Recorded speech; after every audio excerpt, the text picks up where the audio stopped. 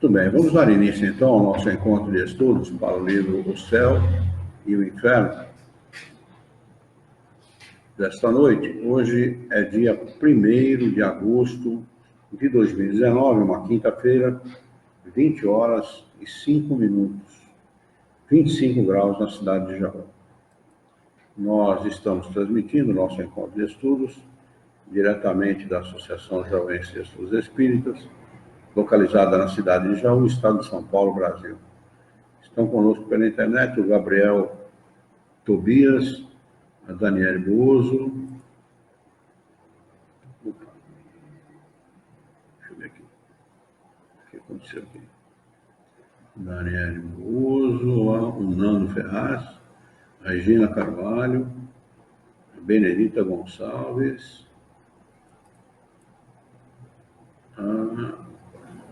a Denise, e se tem mais alguém, e a Berna pelo YouTube.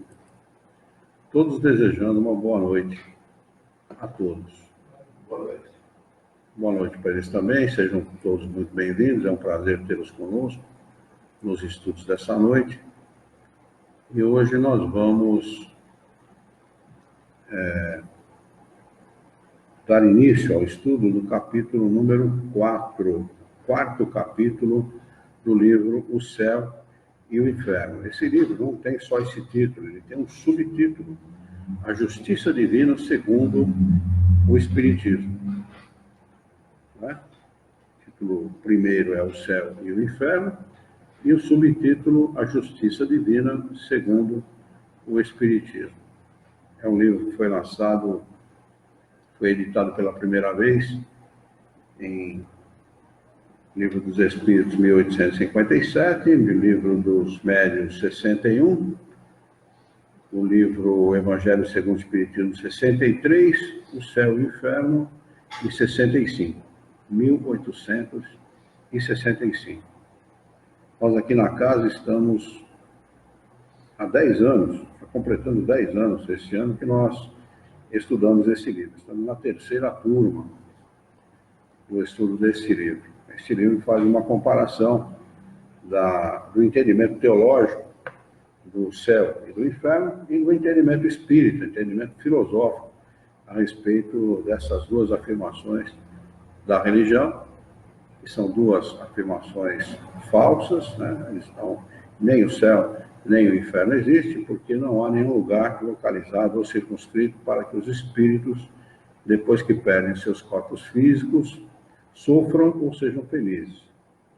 Então, neste capítulo de número 4, o inferno, ele vai tratar do subtítulo Intuição das Penas Futuras, o inferno cristão copiado do inferno pagão.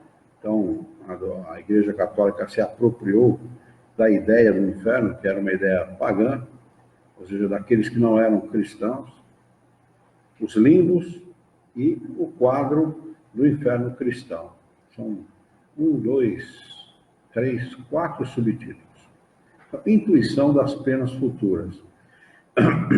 Ele diz o seguinte: em todos os tempos, o homem acreditou por intuição, pensamento íntimo, que a vida futura devia ser feliz ou infeliz, segundo o bem ou o mal que tivesse feito nesse mundo. Mas a ideia que ele faz a respeito estava em relação com o desenvolvimento do seu senso moral e com as noções mais ou menos justas que possuía do bem e do mal. As penas e as recompensas são reflexos dos instintos que nele predominavam.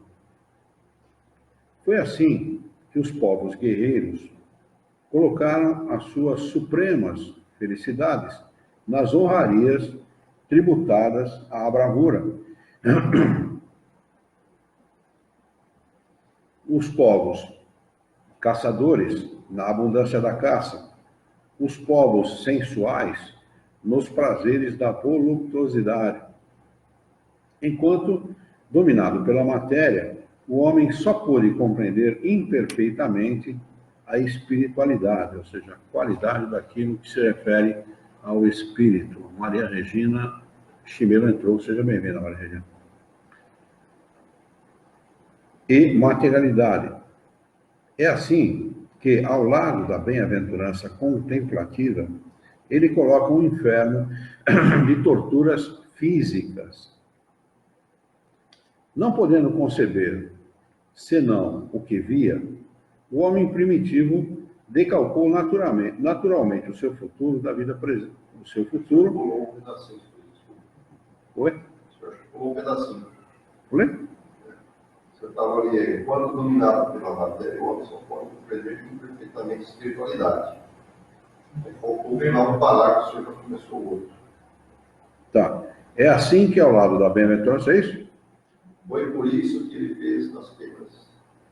Eu não tenho essa parte aqui não. No meu livro não consta. Não. Mas pode ler, por favor. Foi por isso que ele fez das penas e dos mundos futuros um fato mais material do que espiritual. Imaginou que se deve beber e comer no outro mundo, mas de maneira melhor do que na terra, e servindo-se de coisas melhores.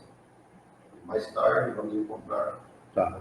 Eu só tenho esse lado. E assim que ao lado da bem-aventurança contemplativa, ele coloca o inferno de torturas físicas.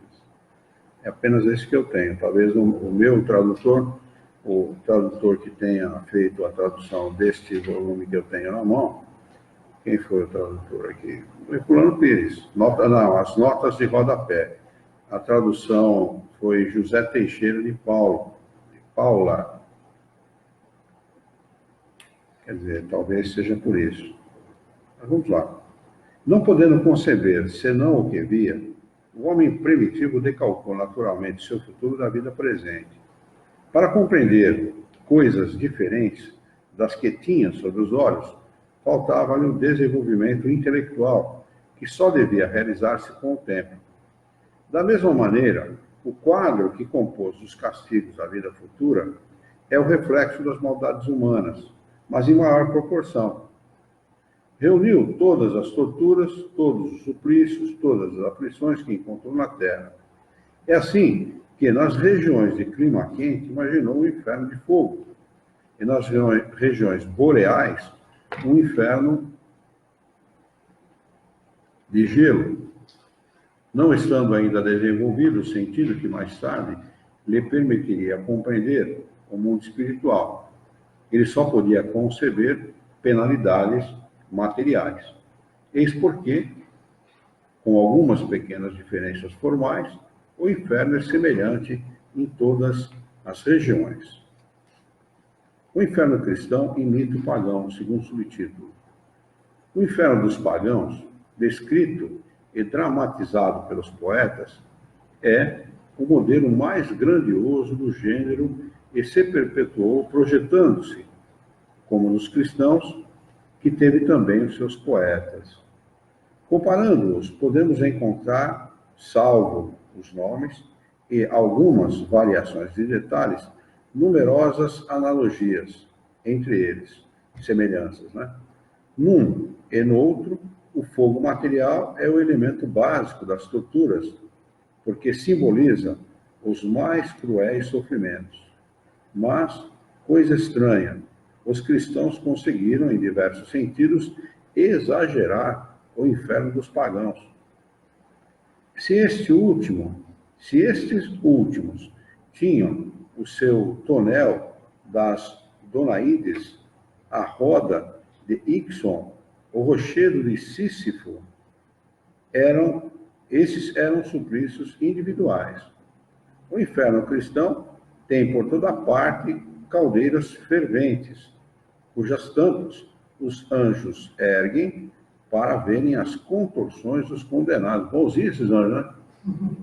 Que anjo bom, rapaz. Ele vai lá se deliciar com o sofrimento do peão. Vê se pode aguardar. Deus ouve sem piedade os gemidos destes últimos pela eternidade. Haja ouvido, hein? Para ficar ouvindo o gemido. Inventaram aquele protetor. Talvez protetor de ouvido deve ter sido inventado por conta disso, né? O criador cansou de ouvir.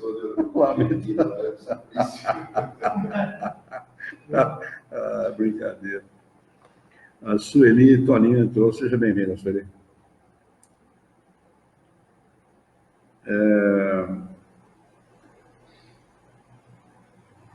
Jamais os pagãos figuraram os habitantes dos Campos Elíseos, inspecionando os suplícios do Tártaro. Para os pagãos, Campos Elíseos é o céu, e o Tártaro, o inferno, né? É a semelhança que existe entre as duas teorias. À semelhança dos pagãos, os cristãos têm o seu rei dos infernos, que é Satanás, com a diferença de que Plutão se limitava a governar o Império Sombrio, que havia recebido, mas sem praticar maldades. Ele retinha, nesse império, os que haviam praticado mal, porque essa era a sua missão, mas não procurava induzir os homens ao mal pelo prazer de submeter ao sofrimento. Satanás, entretanto, recruta suas vítimas por toda parte e se alegra de fazê-las atormentar por legiões de demônios armados de tridentes para revolvê-los, nas chamas. Tem-se o mesmo discurso seriamente, tem-se mesmo discutido seriamente sobre a natureza desse fogo que queima sem cessar os condenados, sem jamais os consumir, chegando-se a perguntar se seria fogo de betume. O inferno cristão não permite, pois, que o inferno pagão o exceda em nada. As mesmas razões que fizeram os antigos localizar a morada da felicidade determinaram também que se localizasse a dos suplícios. Tendo localizado a primeira nas regiões superiores, no alto, né, era natural que se colocasse a segunda no oposto, nos inferiores, né, no centro da Terra, para o qual, segundo se acredita, certas cavernas sombrias e de aspecto assustador serviram de entrada. Foi assim também que os cristãos, durante longo tempo, localizaram o lugar dos condenados. Notemos ainda a esse respeito outra analogia. O inferno dos pagãos tinha, de um lado, os Campos Elíseos e, de outro, o Tártaro. O Olimpo, morada dos deuses, dos homens divinizados, ficava nas regiões superiores. Segundo a letra do Evangelho, Jesus desceu aos infernos, ou seja, nos lugares baixos, para tirar dali as almas dos justos que esperavam a sua vinda. Os infernos não eram, portanto, apenas um lugar de suplício. À semelhança do que acontecia entre os pagãos, eles estavam também nas regiões inferiores. Assim como o Olimpo, a morada dos anjos e dos santos, estava nas regiões elevadas, colocada para lá do céu, das estrelas, que se considerava limitado. Essa mistura de ideias pagãs com as cristãs nada tem que nos deva surpreender. Jesus não podia destruir de repente as crenças enraizadas. Os homens não dispunham dos conhecimentos necessários para conceber o espaço como infinito e povoado de mundos em número infinito. A Terra era para eles o centro do universo. Não conheciam a sua forma, nem a sua estrutura interior. Tudo lhes parecia limitado segundo a sua compreensão. As noções referentes ao futuro não poderiam exercer os limites dos seus conhecimentos. Os pagãos eram os que não acreditavam em Jesus. Os pagãos eram aqueles que não eram cristãos. Eram considerados os povos pagãos. Eram os politeístas, né, na realidade. Tá. Os monoteístas, que era o povo judeu, eram considerados o povo eleito, o povo salvo. Né? E os pagãos, todos aqueles que não acreditavam no Deus único. Né? E eram todos os politeístas. Né? Aqui no caso, como ele está citando Jesus, os cristãos considerando como pagãos aqueles que não acreditavam no Cristo, que não eram cristãos. Mas a ideia vem do monoteísmo, a ideia vem dos hebreus, dos judeus, que chamavam de pagãos a todos aqueles que não tinham Deus, o Deus único por crença, eram politeístas. O paganismo não tem de origem na Grécia? O quê? O paganismo de origem na Grécia? Eu não tenho certeza, Lano, mas me parece que sim, porque toda a cultura do politeísmo vem da Grécia, porque a Grécia era o centro da cultura da época, né? A própria Roma bebia toda a sua cultura na Grécia da época, né? E mesmo a Bíblia e os Evangelhos foram traduzidos para o grego primeiro, depois para o latim, muito mais tarde para o latim, pela Septuaginta, né? Então, muito provavelmente, essa ideia veio de lá, sim. E a ideia monoteísta não veio de Moisés, ela veio muito antes, ela acontece lá atrás com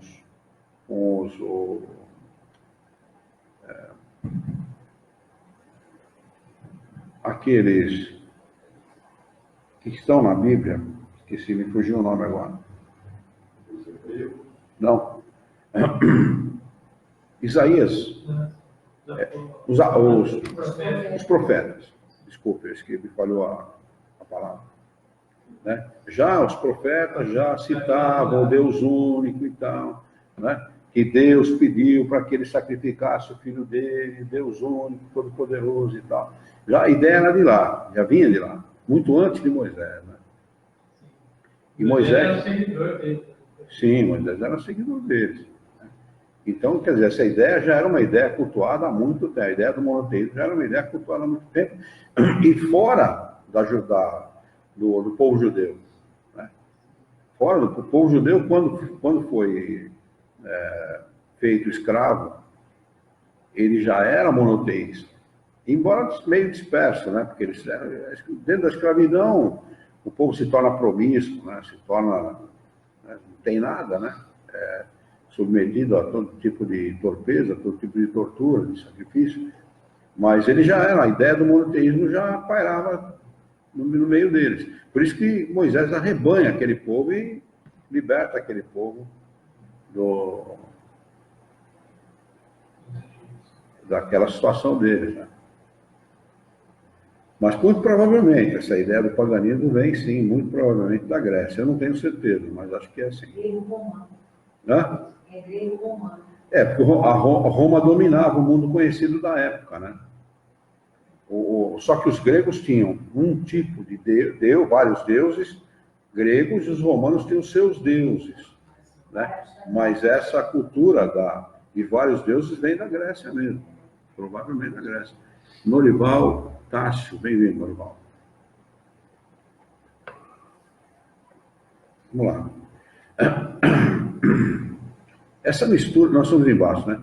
Jesus se encontrava, pois, na impossibilidade de iniciá-los no verdadeiro conhecimento da realidade. Mas, de outro lado, não querendo sancionar com a sua autoridade os prejuízos dominantes, preferiu abster-se, deixando ao tempo o trabalho de retificar as ideias errôneas.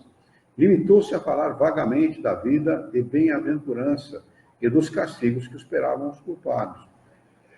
Mas, em parte alguma, nos seus ensinos, encontra-se o quadro dos suplícios corporais que os cristãos transformaram em artigo de fé. É verdade mesmo, nenhum dos ensinamentos de Jesus está o ensinamento de que existe um céu e um inferno. Né? Aquilo foi coisa interpolada, né? Falava de forma diferente. De forma completamente diferente. Aliás, tem coisa que está colocada no Evangelho que parece que Jesus era um lunático. Né? De repente ele começa a falar uma coisa... Né? Então, é claro que tudo isso evidencia a falta de conhecimento, evidencia a ignorância, a falta de evolução moral, intelectual, né? Do povo daquela época. Né? Jesus não era lunático coisa nenhuma. Né? Do jeito que se coloca, por exemplo, ele não odiava a mãe, o pai, os seus irmãos. Né? E, no entanto, ele aproveitava todos os momentos da vida dele para ensinar. Né? proveito da oportunidade. Todas as oportunidades ele aproveitava para ensinar. Mas ele falava para um povo semi-selvagem, né? Que não era salvo coisa nenhuma, era um povo semi-selvagem. Tanto que condenaram ele, né? Era um povo semi-selvagem, apenas um povo de pessoas ignorantes. Né? Parece que ele tem um ensino integral direto. Assim. Como é que é? Ele está sempre ensinando. Né? Sempre, sempre, em tempo integral. Com atitude, com palavras. Com atitude, com exemplos e com palavras. Né? Ele está sempre ensinando. Deixa eu ligar a energia aqui. A bateria estava acabando. Né? Então Jesus aproveita todos os momentos mesmo, né? Ele faz isso para ele, segundo o que conta a história relatada pelos seus seguidores, ele ensinou durante 3 anos. Não se tem certeza a respeito disso, né? Não tem nenhum documento que prove isso, nem nada, né? Nem da sua morte, na realidade. Para nós espíritas, só tem um fato que prova a existência de Jesus. A questão 625, se não me falha a memória, onde eles falam, veio de Jesus, né? Existe alguém com moral elevada que poderia servir de modelo e guia para a humanidade? Sim, veio de Jesus. Né? Então, quer dizer, os espíritos afirmam e reafirmam a existência desse homem. E é muito estranho, porque Roma, todos os atos de Roma eram relatados em documentos, sobretudo as mortes. A Judéia daquela época era possessão de Roma. Tinha até o censo, né? Que conta que quando ele nasceu, ele estava fazendo o censo. Né? Exatamente. Né? E é estranho. Ele viajou para a cidade natal. Isso é lenda, né? Que ele foi para Belém, nasceu em Belém, numa manjedoura e tal. Isso é tudo lenda, isso é conversa fiada. Essa é coisa que foi contado para tentar dar maior importância e tal, né? É verdade. Gabriel, o que você acha da ideia de que Chico é a reencarnação de Kardec? Desculpa fugir um pouco do estudo. Nós comentaremos isso no final para não quebrar o nosso raciocínio. Tá bom, Gabriel? Então, tem muito de lenda, né? A vida de Jesus. Tem muito... Eu acho que não foi escondido, né? Manter a imagem de Deus. Não, isso era rigoroso, era criterioso. Não havia rito sumário. Não havia rito sumário na ordem das leis romanas, como conta a história de Jesus. E talvez o documento não exista exatamente porque usaram o rito sumário com ele.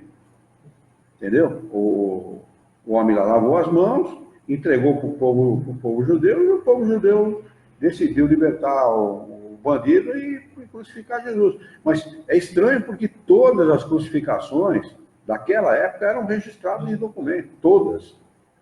Roma não fazia nada sem documentar.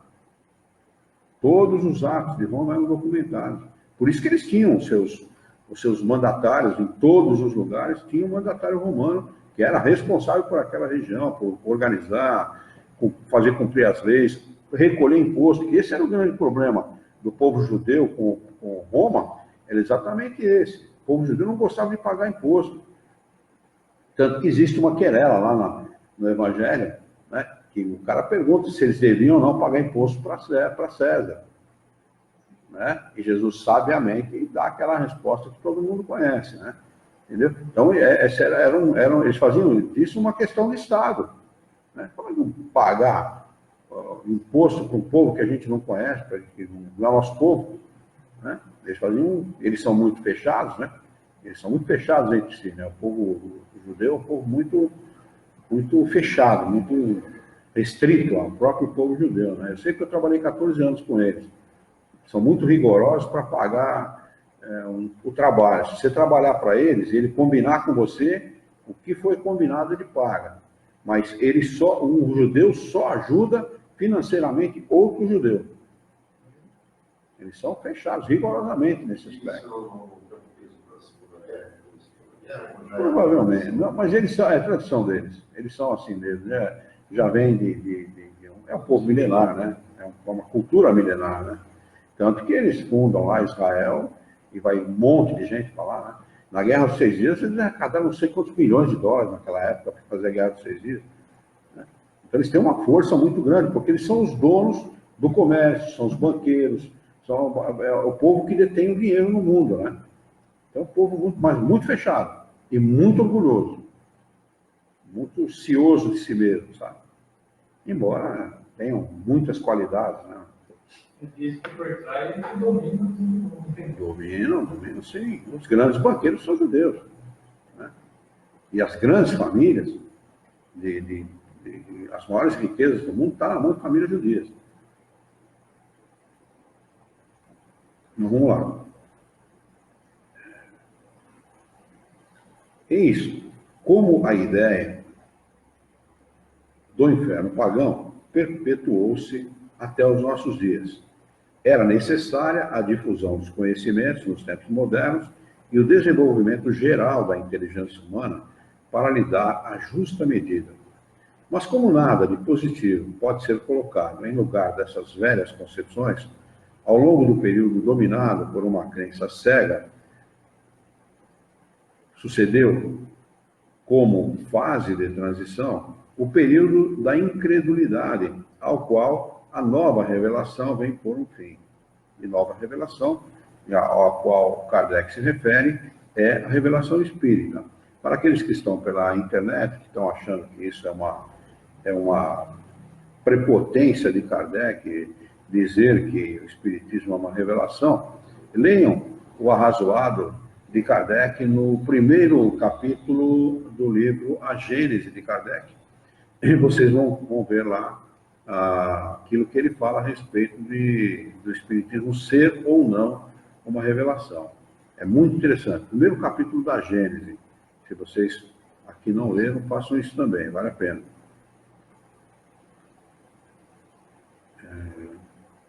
Era necessário demolir para depois reconstruir, porque é mais fácil fazer aceitar as ideias justas pelos que em nada acreditam, em virtude de sentirem que, apesar disso, alguma coisa lhes falta, do que aos que já possuem uma fé robusta, embora absurda.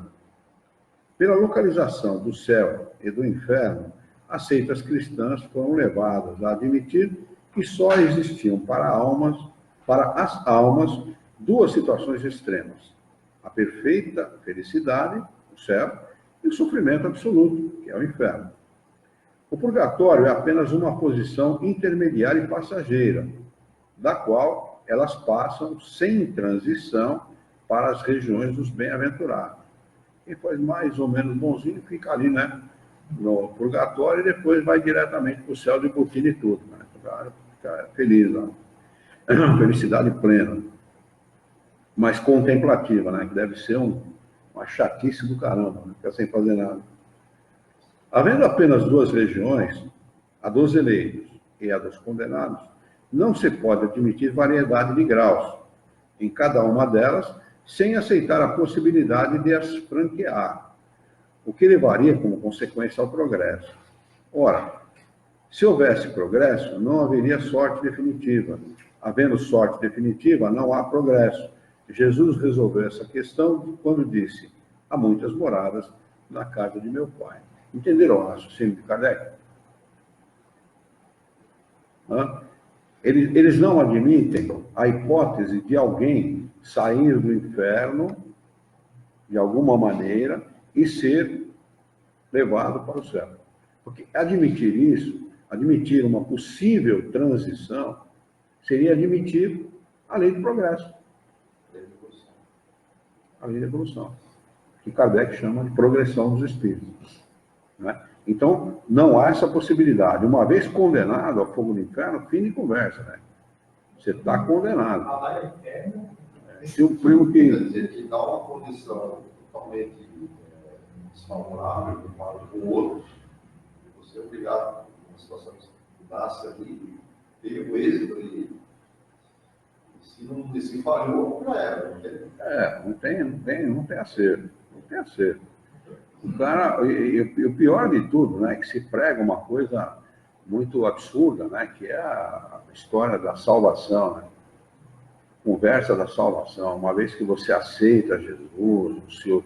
Não estou entendendo numa encarnação só, se não fez tudo certo, se já vai para o inferno. Exatamente, exatamente. Encarnação. Não tem como, é absurda, a ideia é absurda.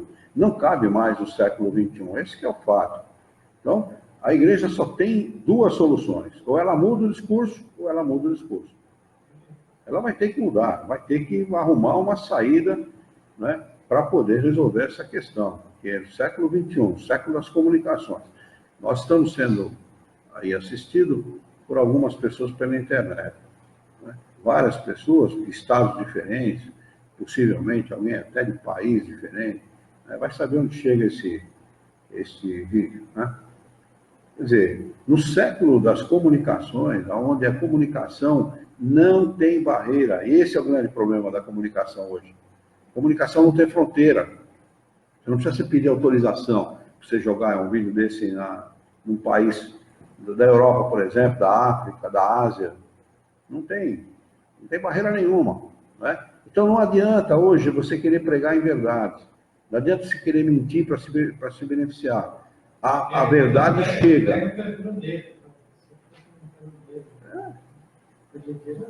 Não dá mais. Não dá mais para você submeter o homem ao medo.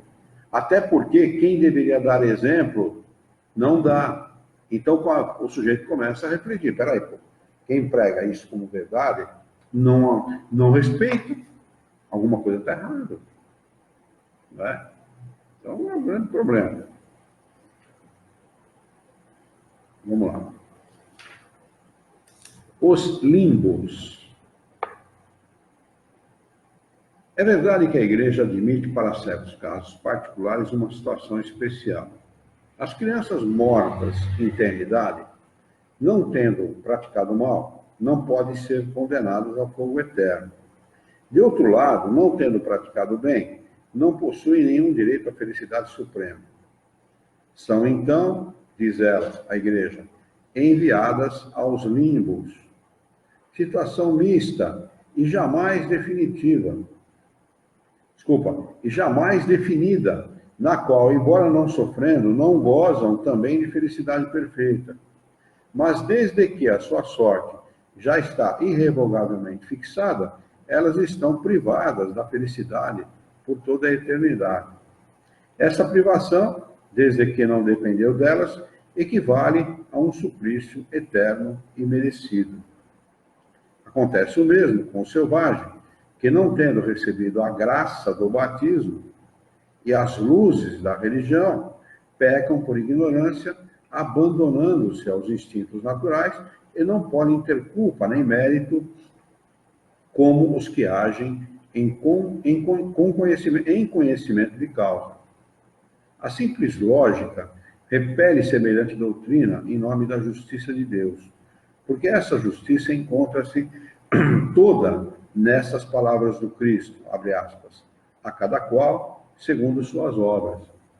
Quer dizer, se realmente as afirmações da igreja fossem verdadeiras, essa afirmação do Cristo seria mentirosa. Não é? E a gente não pode colocar a igreja acima do Cristo. Pelo contrário, Jesus está acima de todos nós, inclusive da doutrina espírita. A doutrina espírita baseia-se na moral de Jesus. Quer dizer, se é a cada um segundo as suas obras, é segundo o que ele houver feito neste mundo. Né? Então não tem essa de privilégio, nem de eterno, como é que ele chama, como é que a igreja chama aqui, deixa eu ver o que eles usam aqui. Graça do batismo. Jesus não batizou ninguém durante a sua vida, como graça do batismo. Não existe isso. Né? Jesus se deixou batizar para cumprir uma profecia, mas nunca não tem lugar nenhum do Evangelho dizendo que Jesus batizou a quem quer que seja. Né? Ele se submeteu por humildade, para mostrar que era humilde, né? E também para cumprir a profecia dos profetas que diziam que viria aquele que era maior de todos, que seria o maior de todos, né? Entre os profetas, seria Jesus de Nazaré. Aliás, quem o batiza é Elias reencarnado. E Jesus conta essa história. Quem o batiza é Elias reencarnado, que era João Batista, seu primo. Né? E Jesus conta... É uma história da reencarnação de Elias. Né? Ele diz assim, eu vos digo, em verdade vos digo, que Elias já veio e não foi reconhecido, e o decapitaram.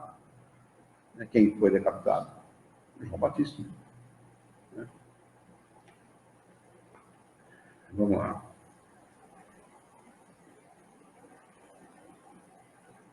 A simples lógica repele semelhante doutrina em nome da justiça de Deus, porque essa justiça encontra-se em todas as palavras do Cristo, a cada qual segundo suas obras.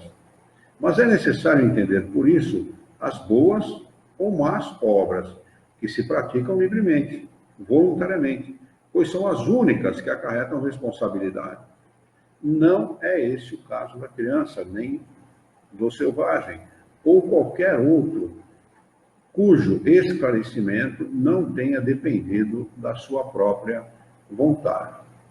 O fato é que, até meados do século XIX, até os cientistas tinham que submeter as suas teorias científicas à Igreja Católica.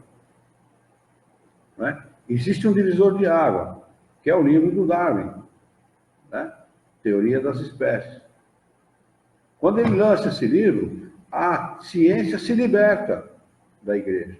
A ciência começa a expor o fruto das suas pesquisas de forma independente. Por isso que até hoje, por muita gente, o livro de Darwin não é admitido. Não existe evolução. Existe a salvação. São salvacionistas. Gente inteligente defende essa ideia, viu? Que a ideia dele é falsa. Que a ideia dele é falsa. Né? Mas aí que está o divisor de águas, né? Entre a ciência e a religião. A ciência e a religião nunca se bicaram. Nunca se bicaram. Não tem como se bicar. A religião sempre se atém a ideias pré-concebidas e ditadas por homens tendenciosos. E a ciência, ela se liga a fatos concretos. A ciência não existe. Ou tem ou não tem. Ou é ou não é. Não é? Então, fim de conversa. E nunca se bicaram por conta disso. Né? O cruzamento, o encontro de fé e razão está dentro da doutrina espírita. Né? Muita gente defende a ideia de que o espiritismo é religião. Não é religião. Não é. Ela tem consequências morais, mas não é religião. Exatamente. Não consequências morais. Você muda o seu comportamento porque entende que deve mudar. Mas isso não significa religião. Religião é culto. E tem algumas partes do centro espírita, um culto, uma religião. Na realidade, essa história de religião começou lá atrás, quando a igreja questiona Kardec.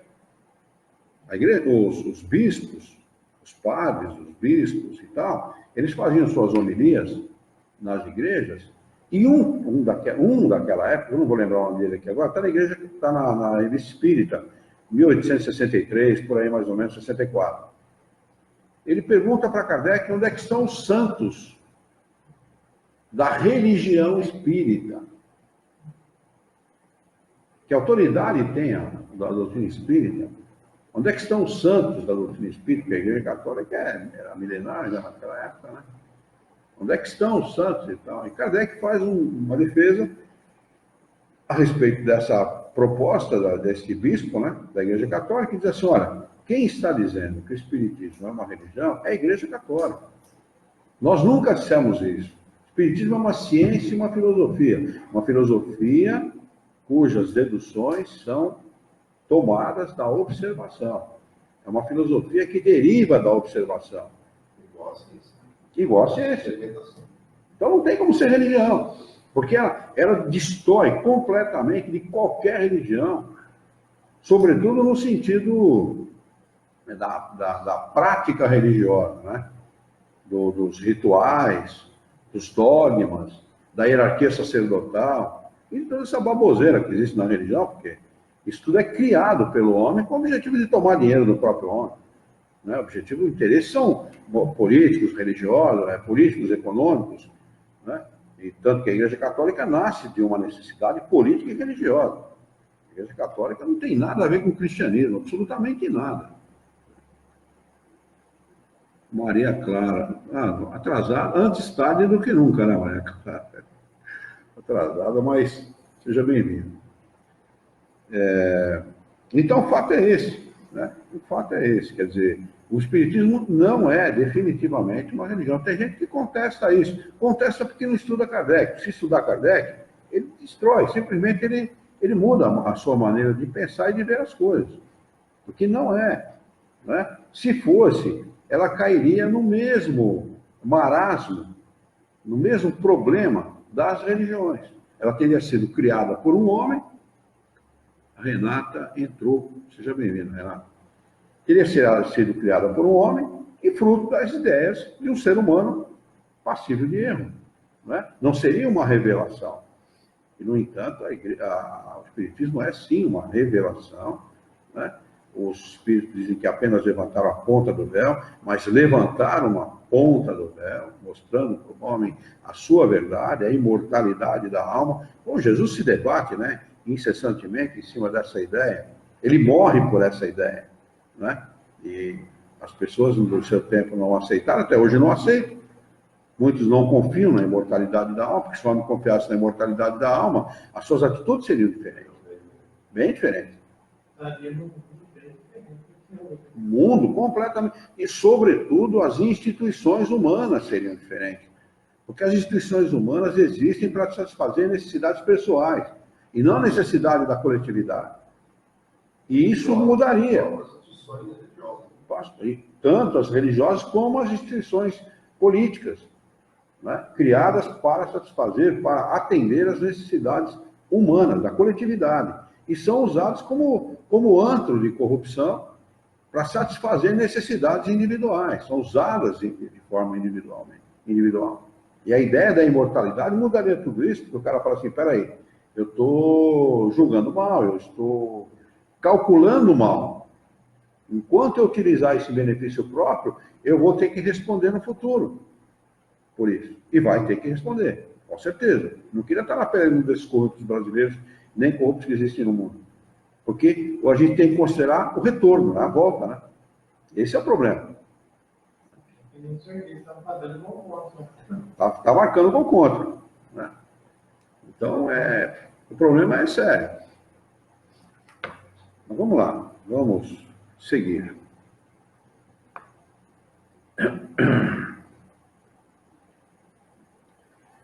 Nós acabamos aqui esta parte dos limbos, né? Vamos entrar no quadro do inferno pagão, é isso? Tá.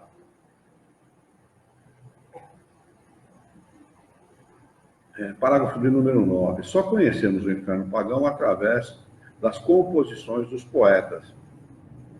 Homero e Virgílio nos deram a definição mais completa, mas devemos considerar as exigências formais da poesia nessas descrições. A de Fénelon, no Telêmaco, embora originária da mesma fonte quanto às crenças fundamentais, tem a simplicidade mais precisa da prosa. Descreve o aspecto lúgubre de vários lugares e procura ressaltar, sobretudo, o gênero dos sofrimentos a que são submetidos os culpados, estendendo-se bastante sobre o destino dos maus reis, isso em virtude da instrução que dava ao seu aluno real. Por mais popular que seja a sua obra, muitas pessoas não terão de memória essa descrição, ou não puderam refletir bastante sobre ela para fazer uma comparação. Eis porque julgamos útil reproduzir os trechos que apresentam a relação mais direta com o nosso assunto, ou seja, aqueles que se referem especialmente às penas individuais. Parágrafo de número 10. Ele vai descrever aqui o texto. Entretanto, Telêmaco ouve outros gemidos de uma sombra que não encontrava consolação. Qual é, diz ele, a vossa desgraça? O que foste na terra? Eu era, respondeu-lhe a sombra, Nabofarzã, rei da soberba Babilônia, e todos os povos do Oriente tremiam ao simples som do meu nome. Fiz-me adotar pelos babilônios no templo de mármore, onde estava representado por uma estátua de ouro, diante da qual eram queimados dia e noite os mais preciosos perfumes da Etiópia. Ninguém jamais ousou me contradizer, sem ter sido imediatamente punido. Eu inventava cada dia novos prazeres para tornar minha vida mais deliciosa. Era então jovem e robusto, mas, ó desgraça, embora muito ainda me restasse para gozar sobre o trono, uma mulher que amei e que não me amava me fez logo sentir que eu não era um Deus. Envenenou-me e hoje nada mais sou. Puseram pomposamente as minhas cinzas numa urna de ouro. Choraram, arrancaram os cabelos ao redor. Ela ameaçou atirar-se nas chamas em que me incineravam para morrer comigo, e ainda hoje vai chorar aos pés do soberbo túmulo ao que lançaram as minhas cinzas. Aqui lançaram as minhas cinzas. Mas ninguém me lamenta, e minha memória causa horror, mesmo na minha família, enquanto sofro aqui em baixos, horríveis tratamentos. Telêmaco, emocionado com o drama, lhe disse: foste verdadeiramente feliz durante o vosso reinado. Sentíeis essa doce paz, sem a qual o coração permanece sempre opresso e abatido em meio das delícias? Não, respondeu Babilônia, nem mesmo compreendo o que quereis dizer. Os sábios louvam essa paz como o único bem, mas, da minha parte, jamais a senti. Meu coração estava incessantemente agitado por novos desejos, por temores e esperanças. Eu procurava esquecer-me de mim na confusão das minhas paixões. Cuidava de entreter essa embriaguez para que não cessasse, pois o menor intervalo de raciocínio normal me teria sido demasiado amargo. Eis a paz que desfrutei. Qualquer outra que parece uma fábula ou um sonho. Eis os bens que lamento. Ainda falando, Babilônia chorava como um homem pusilânime, fraco, né? Que se deixou debilitar pelas comodidades, não se tendo jamais acostumado a suportar a desgraça. Tinha ao seu lado alguns escravos que fizeram morrer nas honras dos seus funerais. Mercúrio o havia entregue a Caronte com o seu pai, dando-lhe um poder absoluto sobre esse rei que haviam servido na terra. Eram sombras de escravos. Essas sombras de escravos não temiam mais a sombra de Nabofarzã, mas a mantinham acorrentada e a submetiam às mais cruéis humilhações. Uma lhe dizia: nós também não éramos homem, tanto como tu? Como pudeste ser tão insensato para te considerar como um Deus? Não te lembrando que pertencias à mesma raça dos homens? Uma outra o insultando, dizendo: tinhas razão de não querer que te considerassem como um homem, porque eras um monstro sem humanidade. Outra lhe falava assim: muito bem, onde estão agora os teus aduladores? Não tem mais nada a dar, infeliz. E não podes mais fazer nenhum mal. Eis que te tornaste escravo dos teus próprios escravos. Os deuses demoram a fazer justiça, mas por fim a fazem. A essas duras palavras, Nabofarzã se atira com o rosto na terra, arrancando os cabelos numa explosão de raiva e desespero. Mas Caronte dizia aos escravos: puxai-o pela corrente, erguei-o, mesmo que ele não queira, pois ele não terá nem mesmo a consolação de ocultar a própria vergonha. É necessário que todas as sombras do estinge o testemunhem para justificar os deuses que tão longamente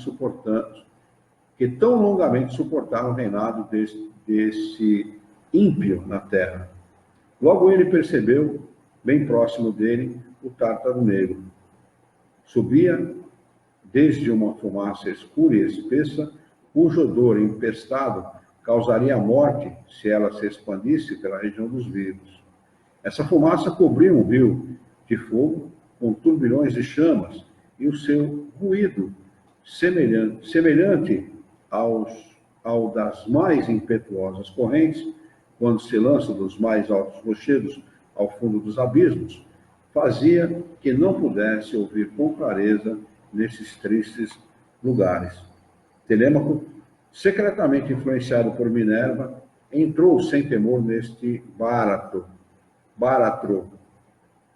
Percebeu de início um grande número de homens que haviam vivido nas mais baixas condições e que eram punidos por haverem buscado as riquezas por meio de fraudes, de traições, de crueldades. Notou ali muitos ímpios e hipócritas que, fingindo amar a religião, dela se haviam servido como um bom pretexto para satisfazer as suas ambições, aproveitando-se da credulidade alheia. Esses homens que haviam abusado da própria virtude, embora sendo ela o mais valioso dom dos deuses, eram punidos com os piores entre os celerados. Os filhos que haviam matado pais e mães, as esposas que haviam manchado suas mãos no sangue dos próprios maridos, os traidores que haviam entregue à pátria, violando todos os juramentos, sofriam penas menos cruéis do que esses hipócritas. Os 3 juízes dos infernos assim determinaram, e eis as suas razões. Esses hipócritas, não se contentando de ser maus com os demais ímpios, querem ainda passar por bons e fazem, por sua falsa virtude, que os homens não queiram acreditar na virtude verdadeira. Os deuses, dos quais eles se serviram, tornando-os desprezíveis para os homens, sentem prazer ao empregar todo o seu poder para vingar-se dos seus insultos. Ao lado desses estão outros homens, que o vulgo não considera culpado, mas que a vingança divina persegue impiedosamente. São os ingratos, os mentirosos, os vaidosos, que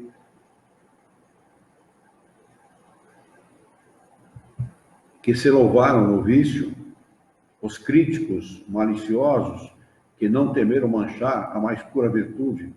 Por fim, os que julgaram temerariamente, sem conhecer as coisas a fundo, com isso prejudicando a reputação dos inocentes. Vendo os 3 juízes que estavam sentados e condenavam um homem, Telêmaco ousou perguntar-lhes quais eram os crimes dos mesmos. No mesmo instante, o condenado, tomando a palavra, exclamou: nunca fiz nenhum mal, sempre tive o maior prazer em fazer o bem. Fui magnânimo, liberal, justo e compassivo.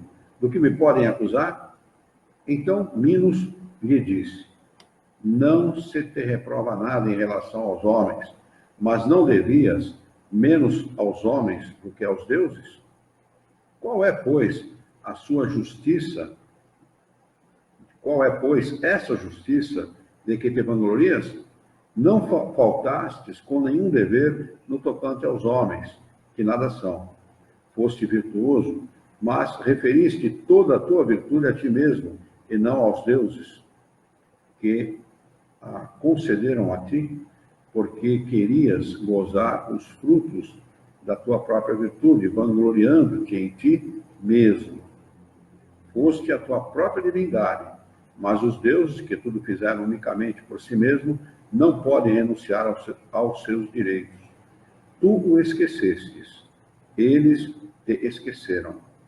Eles te entregaram a ti mesmo, desde que preferiste ser de ti mesmo e não deles.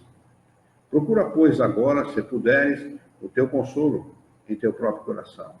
Estás agora para sempre separado dos homens, aos quais querias agradar. Estás sós diante de ti. Que queres o teu ídolo?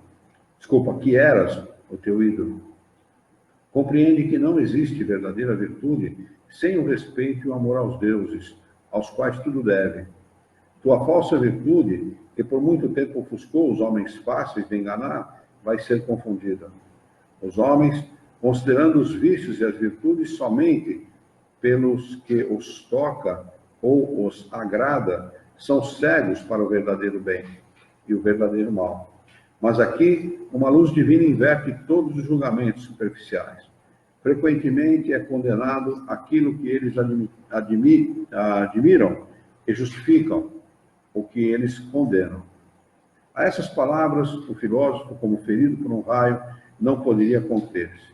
A satisfação que havia outrora ao apreciar a sua própria moderação, a sua coragem, as suas tendências generosas, transformou-se em desespero.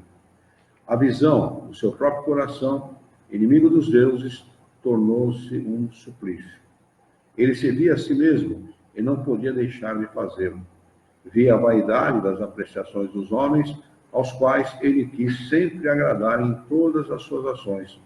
Havia uma revolução geral em tudo o que se encontrava no seu íntimo, como se alguém revirasse todas as suas entranhas. Ele não era mais o mesmo. Seu coração negava-lhe todo o apoio. Sua consciência, cujo julgamento lhe havia sido tão favorável, voltou-se contra ele, reprovando amargamente o desvirtuamento e o engano de todas as suas virtudes, que não tiveram o culto da divindade por princípio e por fim. Estava perturbado, consternado, cheio de vergonha, de remorsos e de desespero. As fúrias não o atormentavam porque era bastante entregá-lo a si mesmo, pois o seu próprio coração vingava suficientemente os deuses desprezados. Procurou os lugares mais sombrios para se ocultar dos outros mortos, já que não podia ocultar-se de si mesmo. Procurou as trevas e não pôde encontrá-las, pois uma luz importuna o seguia por toda parte. Os raios penetrantes da verdade vindam sem cessar a verdade que ele negligenciou ao invés de seguir. Tudo o que ele amava se tornava odioso, como sendo a própria fonte de seus males, que não mais poderiam acabar. Disse a si mesmo: ó insensato! Então não conheci os deuses, nem os homens, e nem a mim mesmo? Não, nada conheci, desde que nunca amei a única verdade e o verdadeiro bem. Todos os meus passos foram extraviados. Minha sabedoria não era mais que loucura. Minha virtude, um orgulho ímpio e cego. Foi o meu próprio ídolo. Vamos anotar aqui esse parágrafo, por fim, Telêmaco, para nós continuarmos na próxima quinta-feira. Vamos anotar com a data de hoje, hoje é dia 1º de agosto de 19. É interessante, vocês devem ter prestado atenção, é interessante como em textos assim, escritos há muito tempo, tem afirmações que a doutrina espírita faz hoje. Esse era perturbado, ele procurou um lugar escuro para se esconder e não conseguiu, né? Ficou ofuscado por uma luz. E Kardec conta a mesma coisa a respeito da pena impingida a um espírito por uma luz. Ele não ficava no escuro, ele não conseguia ficar no escuro. Uma luz o tempo inteiro em cima dele, vai contar nesse livro. Mas esse relato é do espírito desencarnado? Não, esse relato, na realidade, está dentro de uma poesia que relata o inferno pagão, a visão pagã, né? Mas é como Kardec falou, nós temos que considerar aquilo que é possível dentro da poesia, né? Mas dentro da poesia existem verdades que hoje são reveladas, que foram reveladas lá em meados do século XIX a Kardec pelos espíritos superiores. Foi o que influenciou os cristãos a ter a visão do inferno através dos pagãos. Na realidade, o cristão copiou e piorou essa visão. Né? Para eles estava fraco. Você tem que impor mais ainda, fazer o peão sofrer mais ainda. Eles têm que ficar com medo do inferno. Porque assim doa a fazenda, doa terreno, doa a casa, doa tudo para a igreja, porque eles vão buscar o perdão, né? Não existe coisa mais piedosa de que uma pessoa à beira da morte, por exemplo, num campo de batalha, receber a mão amiga de um capelão, né? Lhe dando boas palavras, dizendo boas palavras a ele. Não existe coisa mais piedosa que isso, eu reconheço isso. Não é? Mas a religião, como instituição, ela é perniciosa. Os cristãos são, como eu comentei na próxima quinta-feira passada, eles são dignos de respeito. Né? Os católicos, desculpa, porque cristãos nós somos também. Os católicos são dignos de respeito. O trabalho deles é impecável, o trabalho deles é invejável. Mas a instituição católica, se os católicos fossem saber quem é essa instituição e como ela surgiu, simplesmente deixariam de ser católicos, com certeza. Não ficariam aliados a uma religião que utilizou de tanta falsidade, de tanta mentira, para arrebanhar pessoas e para enganar pessoas. Porque pregam em verdade, não buscam a verdade. Jesus disse, busca a verdade e a verdade vos libertará. Né? E a religião não busca, nenhuma delas, não busca a verdade. Pregam mentiras para poder dominar homens. Tem prazer em dominar os homens, essa é a verdade. A Edilane está conosco, a Lenira Silva e a Rosa e a Marina Adilson. Muito bem, sejam todos muito bem-vindos. E nós vamos então responder o questionamento do Gabriel, que perguntou qual é a opinião da ideia, a minha opinião a respeito da ideia de que o Chico era a reencarnação de Kardec. Olha, uma coisa que demonstra que isso é muito improvável é que um é totalmente religioso e outro totalmente racional. Não pode ser o mesmo espírito. Absolutamente. São espíritos completamente diferentes. Kardec não era religioso. Kardec era um homem racional, um homem de ciência. E o Chico, uma pessoa religiosa. Aliás, o Chico não era espírita. O Chico era uma pessoa que adotou a reencarnação como princípio. E era um médium extraordinário, um médium excelente, embora tenha servido a espíritos aos quais ele não deveria ter servido. Né? Se você não conhece, Gabriel, acredito que deve conhecer, mas se você não conhece, leia o livro Emmanuel. É um livro psicografado pelo Chico, no qual o Emmanuel, que se diz protetor, espírito guia do Chico, o ameaça de morte, se ele não continuasse a psicografar. O combinado com o Emmanuel, porque existem dois Emmanuéis nessa história. O Emmanuel, que era o espírito protetor do Chico, e o Emmanuel, o obsessor do Chico. Tá? E fica claro nessa obra quem era o obsessor. Tá bem? Então, o Emmanuel combinou com o Chico 50 obras. Quando o Chico acabou de psicografar a 50ª obra, disse, bom, agora eu vou parar, vou descansar. E esse Emmanuel, que era o obsessor, neste livro, Emmanuel, disse assim, se você parar, nós temos ordem de lhe tirar da carne. A minha pergunta que fica para todos que estão pela internet aí e que não estudam, não conhecem Kardec com a profundidade necessária, é a seguinte: quem tem soberania sobre a vida? O espírito, o homem ou o Criador? Se só o Criador tem domínio sobre a vida e decide sobre a vida de um espírito que está encarnado, como um desencarnado pode ameaçá-lo de morte? Então, esse espírito não pode ser um bom espírito, não pode ser um espírito protetor, não pode ser um espírito guia, é um obsessor.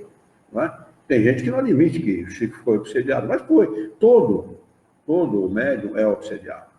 E todos os homens estão sujeitos à obsessão, porque é uma das ferramentas que o Criador usa, se utiliza na influência dos espíritos sobre os homens, e a interinfluência, ou seja, a influência do homem sobre os espíritos encarnados, é uma ferramenta da qual o Criador se utiliza para a evolução do próprio homem, tanto encarnado como desencarnado. Portanto, houve sim isto, e se você analisar as obras do Chico, Chico era um funcionário público, e dentro do funcionalismo público, dentro da prefeitura, de um governo e tal, é tudo departamentalizado. departamento disso, departamento daquilo, departamento do outro.